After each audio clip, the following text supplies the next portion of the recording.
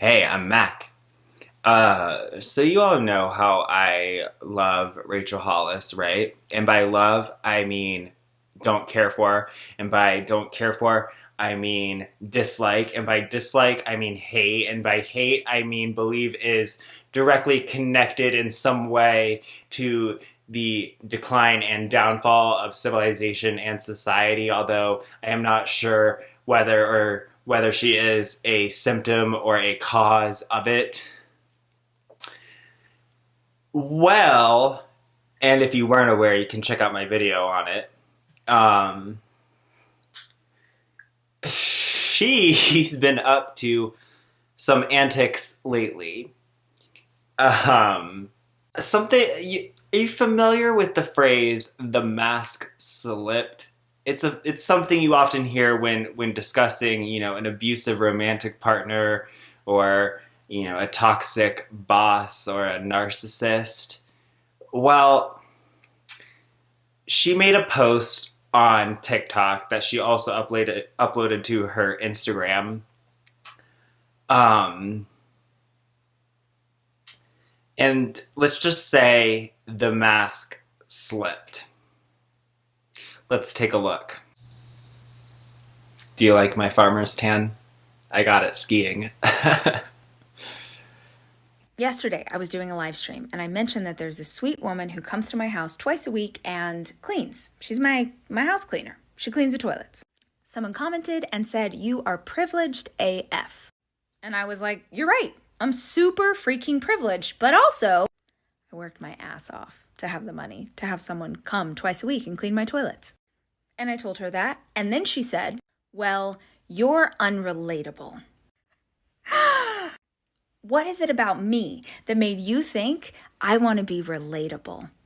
No, sis, literally everything I do in my life is to live a life that most people can't relate to. Most people won't work this hard. Most people won't get up at 4 a.m.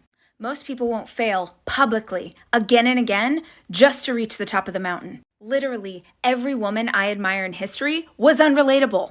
If my life is relatable to most people, I'm doing it wrong.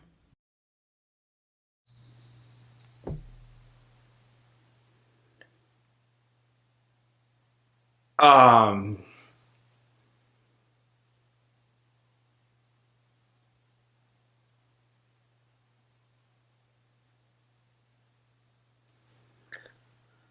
um,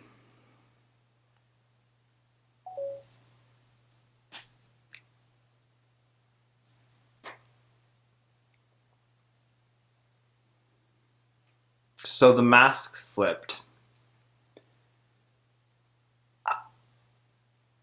I cannot tell you how unsettling I found that. Unsettling and also just really kind of pathetic. Like, you are 38 and you're acting like you're 12. It's, oh, it's so cringe. And I believe I said in my first video that I did about Rachel Hollis that one of the things that I hate is that she's this neoliberal capitalism cheerleader who is always, talking about how hard she works. Listen, and this isn't just applying to Rachel Hollis. Nobody wants to hear you brag about how hard you work. You just look so stupid and immature when you do it. Okay? I, you are not the only person who works hard. You're okay, get that through your head. A lot of people work very, very hard. In fact, most people do work hard. I don't know what this is with these people who have to constantly participate in this dick measuring contest about how hard they work. But it's so cringy, it's so pathetic pathetic. And it's so, it's so immature. Listen, the rest of us that work hard, we do. It's just we don't feel the need to constantly brag about how many hours that we worked, or, what time we woke up in the morning. Okay, that's all it is. It's not that we don't, it's that we don't feel like we need to brag about it all the time. Okay, let me tell you, one of the worst types of people to work with is the martyr, who is always, going on about how they do everything around here. They work so hard. They stay late, blah, blah, blah. And if they weren't here, nothing would ever get done. Okay, you are such a toxic person to work with. Actually, things would get done if you weren't around, because your attitude and your self-centeredness and self-obsession and need to constantly place yourself as higher than everyone else and harder working than everyone else, and the fact that you've constructed your entire identity around this, around telling other people how much harder you work than they do, is bringing the rest of the team down. So let's just get that out of the way. Don't brag about the amount of hours that you work and blah, blah, blah, blah, blah. A lot of people do it. It's not just you. And furthermore, nobody gives a flying fuck. Second of all, you know who works harder than you, Rachel? The woman who cleans your toilets, who you specifically went out of your way to describe her role at your home in the most demeaning, degrading, dehumanizing way possible. You had a very specific choice of words there, and you specifically chose essentially the most degrading way to describe the work that she does for you. That doesn't make you look like a big person, and that doesn't make you look like a successful person. I don't know if that's what you were trying to go for. It makes you look even more tone deaf and even more classist than you already seemed. Because this woman, for whatever you pay her, comes in and performs many services for you, I assume, including cleaning your home. And for whatever reason, you feel the need to refer to her in the most demeaning way that you possibly can. Because you didn't have to specifically say that she cleans your toilets. It's kind of like calling someone who works at McDonald's a burger flipper. You are specifically using a choice of words that shows that you don't value their work, that their work is not valuable, and that their work is not important. And it also further degrades them as a human being. So that's what the point of the criticism was for you. Nobody gives a fuck that you have someone who comes in and cleans your home. Other than, yeah, it does make you unrelatable. But that wasn't the point, really, of this backlash. The point of the backlash is the way that you speak about these people. And also, have you never seen Saturday Night Live? Okay, because when you brag like that, you're on the internet. It's just as easy for someone to do this. Okay, yesterday I was doing a live stream, and I mentioned that there's a sweet woman who comes to my house twice a week and cleans. She's my I have 3 people who come to my house and clean, so that's like one more than yours. So I guess I have more cleaning stuff than you do, so just have more. My house cleaner. She cleans the toilets. Someone commented and said, I clean my own toilet. I clean my work toilet. I also clean showers and bathtubs and horse tubs and just clean everything, just clean it all the time. So I guess I work harder than Rachel Hollis does, so just better, so just more productive, so just more productive than Rachel Hollis, so. You are privileged AF.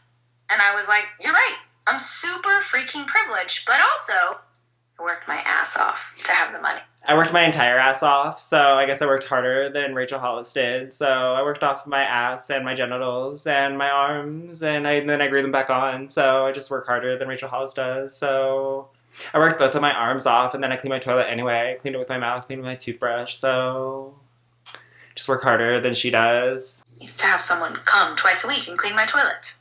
And I told her that. I clean toilets all the time, so just clean them all the time. So I clean them 3 times a week, clean them 5 times a week, so. And then she said, well, you're unrelatable. What is it about me that made you think I want to be relatable? No, sis, literally everything I do in my life is to live a life that most people can't relate to. I live a life that nobody can relate to, so, because, like, nobody understands me, so I guess I'm less relatable than Rachel Hollis, so I win, so congratulations. People won't work this hard. Most people... I work that hard, and nobody works this hard. No one works as hard as me. No one ever has, so, because I work so hard that I break the sound barrier, so, you know, just work harder, so nobody works as hard as me. No one ever has, so no one ever does, so... Won't get up at 4 a.m. I stay up till 4 a.m., so probably a little bit more alert than you are. So, you know, I've been awake for longer, so I can fill you in on everything that happened that night. So you won't be finding out till later. And also, you know, the early bird gets the worm, but the second mouse gets the cheese. So I guess I win. So congratulations, me. Most people won't fail publicly again and again just to reach the top of the mountain. Literally. I reach the top of the mountain and then I ski down. So I ski all the time. So I reach the top of the mountain and I ski down after I fail. Sometimes I fall when I go down. One time I tore my ACL, so I failed publicly and then I skied down the mountain. So I guess I'm better than Rachel Hollis. So I'm just better. Every woman I admire in history was unrelatable. Every woman and man that I relate to in history was unrelatable, and also non-binary people, two-spirit, all kinds of people, just all genders. I find them all unrelatable, so just find them unrelatable, so they're more double unrelatable, more unrelatable than Rachel, so I'm just more unrelatable, so I just can't relate to anybody, so... If my life is relatable to most people, I'm doing it wrong. Doing it right, so just doing it right. So see, I just owned Rachel Hollis, so I'm just better, so better than Rachel Hollis, so just more relatable, just more unrelatable, so guess I'm better than she is, so but don't worry, cause maybe she explains this in the caption and maybe that makes it all better. So in the caption, she lists off some figures who she believes to be unrelatable. And so this list is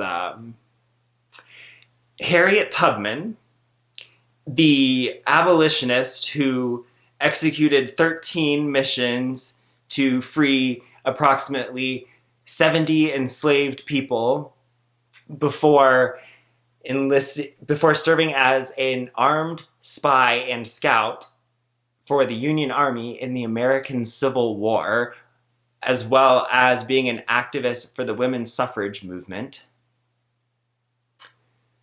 Ruth Bader Ginsburg, the second woman and first Jewish woman to serve as a justice on the Supreme Court of the United States. Marie Curie, the first woman to win a Nobel Prize and the only woman to win 2 Nobel Prizes. Oprah Winfrey, the first Black multi-billionaire and widely regarded as the greatest Black philanthropist in American history. Amelia Earhart, the first woman to fly solo across the Atlantic Ocean. Frida Kahlo, whom she misspelled, one of the greatest artists of the 20th century. Malala Yousafzai, who was shot by the Taliban for going to school, and Wu Zetian, the only female monarch in the history of China.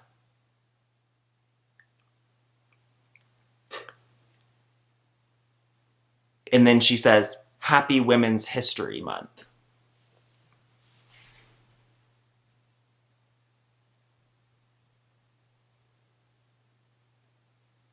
Okay, my first question, are you fucking kidding me? Second question, who do you think you are? Seriously, who the fuck do you think you are?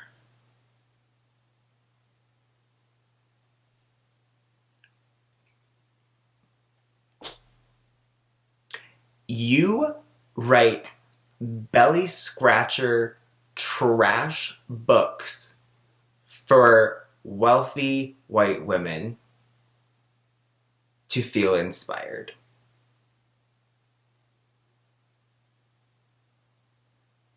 How dare you compare yourself to those women?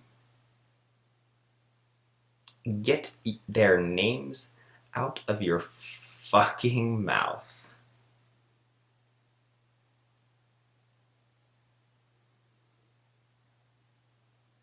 Oh, but then, this was 6 days ago that she posted this video, okay? And then yesterday, she posts this apology adjacent statement. Ready for this? Here we go. I would set your expectations low, by the way. Someday I'll learn. Not yet, apparently, but someday I'll learn. Someday I'll learn that my intent and my impact can be wildly different things. I made a post last week that was upsetting to people, and even though that was never my intent, I own that it was and I apologize. Do you? Do you? Was my post upsetting because I said I have someone who cleans my house twice a week? No, that's not why. I've talked a lot about this over the years. I have a nanny, I have someone who helps with cleaning, I have a team at work who helps build this business, and I think it's crucial that I keep talking about it. I could very easily pretend that I don't have any assistants, okay, but that's not the point. The point is the way that you speak about these people who work for you. I'm sure it would make my brand more likable and certainly more relatable if I act like I achieve all these things through hard work and organization, but that's bullshit. You don't have to have a clean house or help your kids or a business with 25 employees. But if you see those things in my life and wonder how they got there, I want you to know that it's a group effort, a whole village, in fact. Again, this is not the point whatsoever. You are completely missing the point. Nobody gives a flying fuck how many staff you have. Was my post upsetting because I mentioned some of my favorite women in history? No, it was upsetting and just tone deaf because you said that you wanted to be unrelatable and you were glad that you were unrelatable, and then you implied by then in your caption listing off women that you felt were unrelatable, which implies that you think that you are comparable to them. So I don't see how it's that much of a stretch, because you said, oh, I am unrelatable. I try to be unrelatable. You know who else is unrelatable? These women. Does that not imply that you think that you are like them? That you are comparable? This one is even harder for me because those women are the most badass I could think of. Someone on my team said, I think people believe you're comparing yourself to them. Yeah, you literally did. You literally compared yourself to them. Comparing myself to the first woman to win a Nobel Prize. Yes. The first and only female monarch in the history of China. The most inspiring woman in American history who freed herself and then risked her life repeatedly to lead others out of slavery. There is no comparison. And yet you made that comparison. You compared yourself to them. You said, they're unrelatable, I'm unrelatable. Like, that was your justification for wanting to be unrelatable, is because you felt that you were similar to these women. Was that not, like... I think that is a reasonable conclusion. To believe that because I mentioned them, I am comparing myself to them is ludicrous. No, it's not. It's not ludicrous. Do I aspire to be as brave, as fierce, to live my life on my own terms, and hopefully inspire other women to do the same? Hell yes, but I cannot now or ever compare myself to those women, and I don't want to. And yet you did. I don't want to try and be the next fill in the blank. I'd like to try and be the first me. Are you allergic to taking accountability? This is a non-apology. What you're doing is you're not actually apologizing for saying something that was offensive and just incredibly tone deaf and hurtful and just revealed you to be a very petty, self-centered, self-obsessed person. This is a textbook non-apology where you are blaming people who called you out instead of actually acknowledging where you went wrong. You're going, well, this is why you're wrong about how you interpreted that, and this is what I actually meant, and you interpreted it wrong.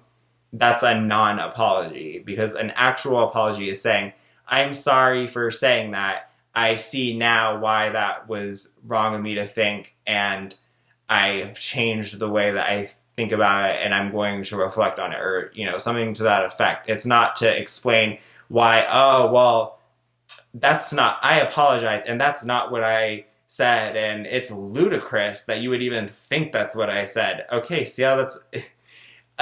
typically, an apology doesn't involve saying that the person you're apologizing to had a ludicrous perception of what you said. There's a little pro tip for you. Maybe next time you apologize, don't say that the thing you're apologizing for, don't say that it's ludicrous. Like, I'm sorry.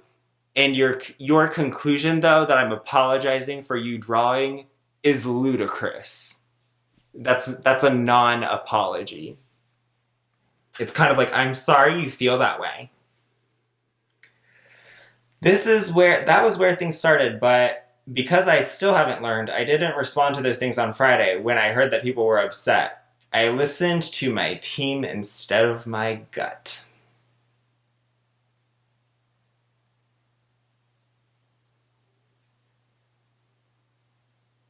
Wow, did you hear the bus running over her team?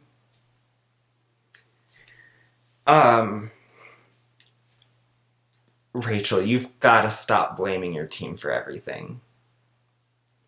Again, shifting the blame to your team is a non-apology.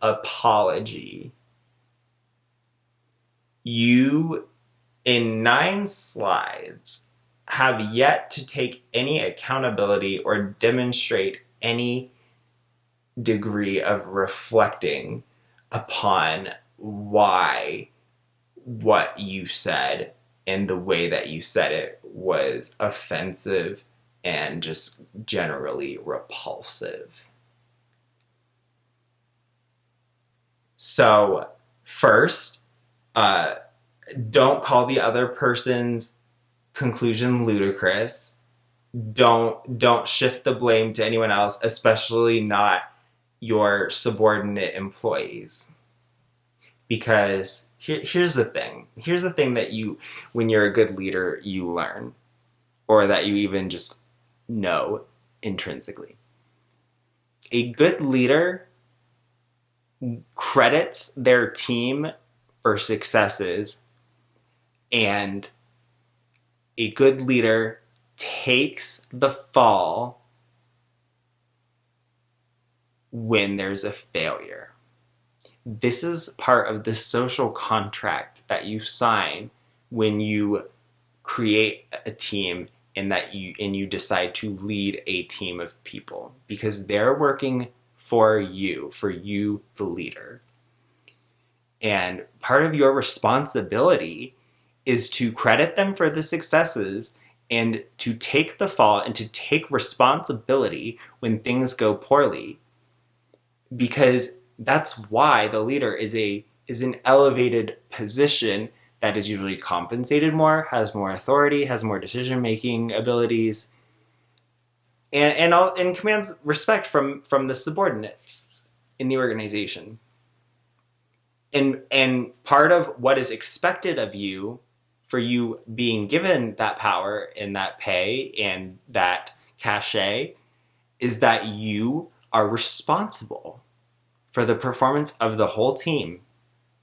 And when you get it wrong, you take the responsibility as the leader personally. That's how it works. That is a good leader. A bad leader will be like, oh, well, it wasn't me, it was the team. And the team's performance will reflect that.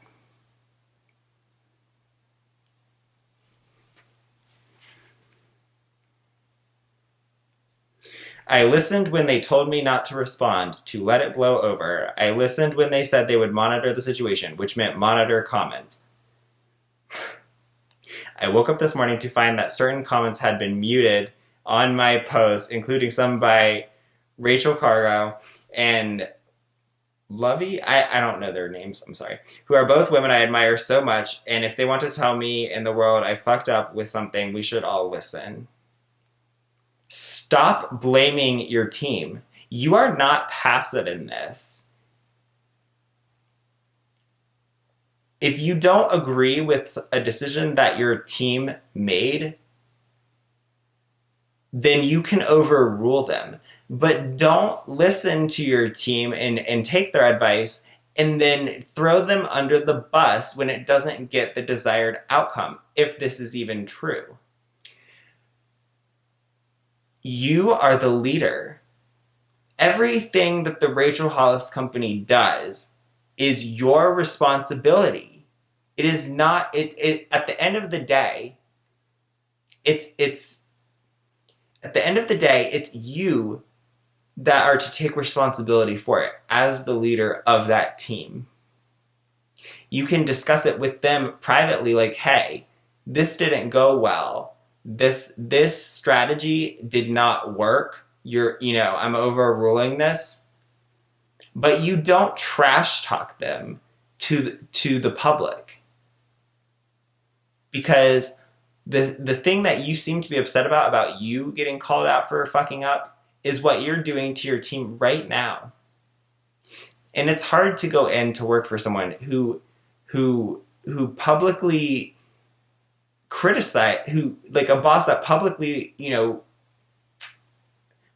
insults you or humiliates you in front of other people. That's one of the first things that you learn when you're in a manager role, is if you need to deliver criticism to a subordinate, you should do that in private and not in front of coworkers or in front of customers, because it's already difficult to receive negative feedback, and there's no need to do that in front of other people. But that's what you just did. You went out of your way to publicly criticize your team because you are so unable to take accountability and to take responsibility yourself. And it's just really sad, and it speaks to you being a really small person. A really small, petty, sad person. But then she deleted that non-apology and deleted the video, except that video had been up for like 6 days, and she just deleted it today. So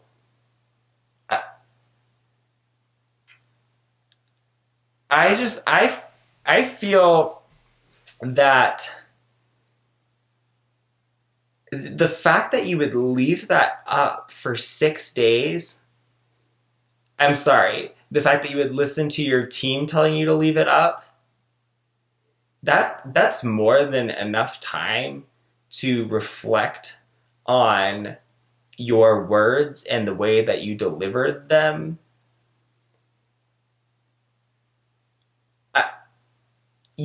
At some point you should have like at least the next day you should have slept on it and been like, ooh, I do not like what I said there. But it seems like you were pretty okay with it. It's honestly mind blowing that you left that video up. I just, I can't imagine recording a video like that and wanting to post it in the first place, let alone leaving it up after having slept on it. But okay. And so this is her new revised apology after she deleted the non-apology. I'm not going to do this perfectly. But I'm going to speak from my heart. What did I tell you about people talking about things that have been on their heart? I am so deeply sorry for the things I said in my recent posts and the hurt I have caused in the past few days. I know I've caused tremendous pain in mentioning prominent women, including several women of color whose struggles and achievements I can't possibly understand. Accurate. By talking about my own success, I diminished the struggles and hard work of many people who work tirelessly every day. Accurate. I disregarded the people whose hard work doesn't afford them financial security, often due to inherently racist and biased systems. I did not allow a space for people to voice their anger, hurt, and disappointment, which caused even more pain. I acknowledge my privilege and the advantage I have had as a white woman, no matter how I grew up. There are many things I would like to say to reiterate just how sorry I am, but the important thing for me to do now, something that I should have already done, is honestly be quiet and listen. I know I have disappointed so many people, myself included, and I take full accountability. I am so sorry. Yeah, that would have been a great apology to make the first time. The fact that you left that video up for 6 days and gave that, and then on the 5th day you gave that non-apology where you blamed your team, who, I might add, clearly wrote this statement because you clearly did not write this. It's so obvious that you did not write this. The team that you trashed yesterday wrote this. I don't think that Rachel is capable of writing that, because I don't think that she's capable of taking accountability. Not after you leave that video up for 6 days and on the 5th day you issue that first apology. This is not the real Rachel. The real Rachel was the Rachel in that video and the Rachel who issued that first non-apology. That's who she is. And that's been obvious to me. I don't know if it's been obvious to anyone else, but she is fundamentally unable to recognize when she's wrong, and she's fundamentally unable to take any accountability or to ever recognize what other people are doing that is just as good, if not better, than what she's doing. She has to constantly think that she works the hardest, she's the best, and she got to where she is purely because she works hard, and other people don't get to where she is because they don't. And that's not true. And she can apologize all she wants, but it's going to take a lot more than that for me to ever believe that she actually has changed the way that she thinks or become less of a just absolute, frankly, sociopath who can't ever think about anyone other than herself. Because that display was so raw and and such a side of her that I personally have never encountered. I've never seen her like that before. But I just think that was the real her. And she clearly stood by it. She stood by that for so long. For like 6 days. I can't imagine posting it once. I can't imagine leaving it up the next day. Let alone 6 days, and you wait 5 days, blame your team, and then the next day you delete it. Gotcha. This is who she is.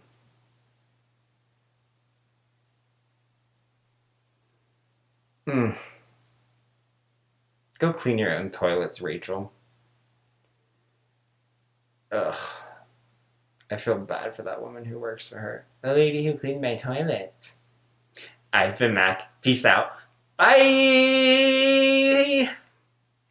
Well, I'm gonna glare at you a lot, probably, so. Come on, baby, don't you leave me broken-hearted. Want you over here, come and get me started. Love me, kiss me, sex me, miss me. Baby, baby, pour some sugar from